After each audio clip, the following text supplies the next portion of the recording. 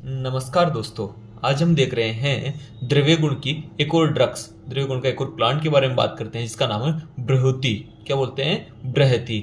ये भी कॉमनली मिलने वाला प्लांट होता है, कॉमनली मिलने वाला प्लांट होता है। इसका भी बॉटनिकल नेम सोलेनम इंडिकम और सोलेनम जेनिथोकार्पम बृहति का कंटकारी का होता है। दोनों सोलेनेसी फैमिली की है। इंडियन नाइटसीड इसे बोला जाता है।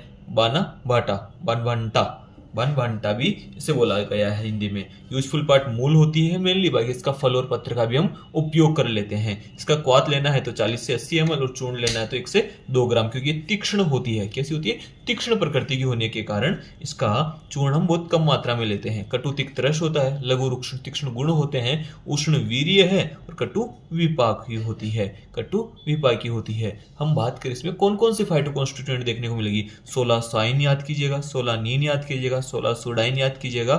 ठीक है, ये 2-3 याद कर सकते हो। या 16 सोडाइन तो हो ही गया, 16 नीन हो गया है, 1609 हो गया है। ठीक है, ये याद कर सकते हो आप।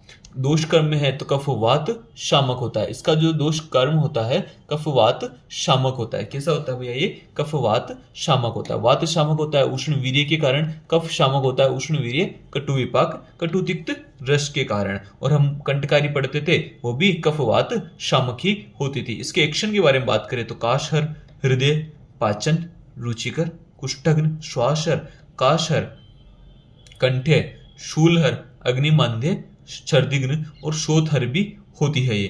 तो काश, श्वास, स्वरभेद, हृदय रोग, अग्निमांद्य, अरोचक, कुष्ठ, ज्वर, शूल, छर्दी, आश्यवैरस्य और शोथ में भी काम में आती है। कार्बिनेटिव्स होते हैं। इसके फार्मोलॉजिकल एक्शन के बारे में बात करें तो कार्बिनेटिव होती है, एफ्रोडियाजिक होती है, कार्डियक टोनिक है, एंटीपायरेटिक होती है यानी ज्वरग्न भी होती है, एनाल्जेसिक होती है यानी शूलहर भी होती है और एक्सपेक्टोरेंट भी होती है ये। तो बात करें इसके सिनोनिम्स के बारे में तो सिनोनिम्स में बोला गया वार्ताकी, क्षुद्र भंटाकी यानी जो भंटाकी किसको यहाँ बोलते हैं? बैंगन को बोला गया है। ठीक है, उससे छोटा बैंगन के समान इसका छोटे फ्रूट्स होने के कारण इसके क्षुद्र भंटाकी, पीतफला, कंटकी, सिंघी, महती और व्रहती, क्योंकि कंटकारी से बड़ी होने के कारण इसको बोला गया महती और व्रहती।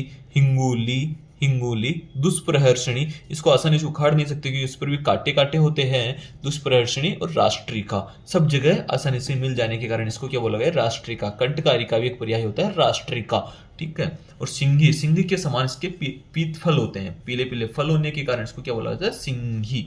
आमयिक प्रयोग के बारे में बात करें तो आमयिक प्रयोग गृहिणी में इस प्यूर में बटर मिल्क के साथ प्रोसेस कीजिए बृहति मूल को और दे दीजिए आप पेशेंट को लेने के लिए। इंद्रलुप्त है, एलोपेशिया एराटा। एलोपेशिया में आप इसको हनी के साथ मिक्स करेंगे, इसके फ्रूट के जूस का, बृहति के फ्रूट के जूस निकाल के हनी में मिक्स करके आप एक्सटर्नली अप्लाई करेंगे स्काल पर, एक्सटर्नली अप्लाई करेंगे स्काल पर। बाल रोग है, डिजीज ऑफ चिल्ड्रंस में fruit juice of Brihati and Kantakari mix कीजिए हनी, घी और पंचकोल के साथ।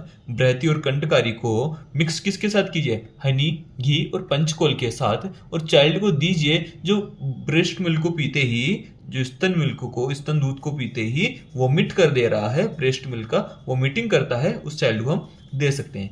कृमिकर्ण में मैगोट्स इन ईयर्स हो रहे हैं तो धूम करेंगे यहाँ पर, किसका? वार्ताकी का फ्यूमिगेशंस करेंगे। अब हम बात करते हैं कि कौन कौन से फॉर्मुलेशंस अवेलेबल है।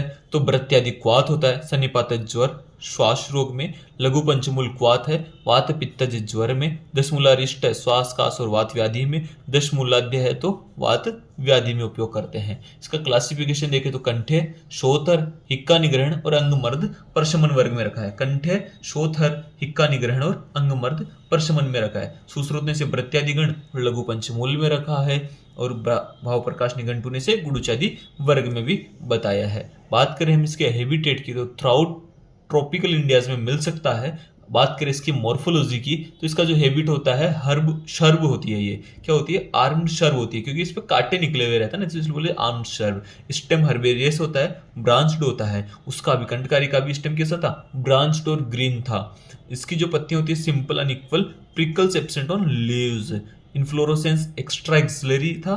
और फ्लावर्स जो होते हैं बाइसेक्सुअल, जाइगोमॉर्फिक, हाइपोगाइनस होते हैं। Calyx lobes and large and fruit होता है। फ्रूट्स जो होते हैं बेरी ग्रीन, ग्रीन होते हैं और ग्लोब्स होते हैं, ठीक है। उसके जो सीड होते हैं सर्कुलर होते हैं और स्मूथ होते हैं।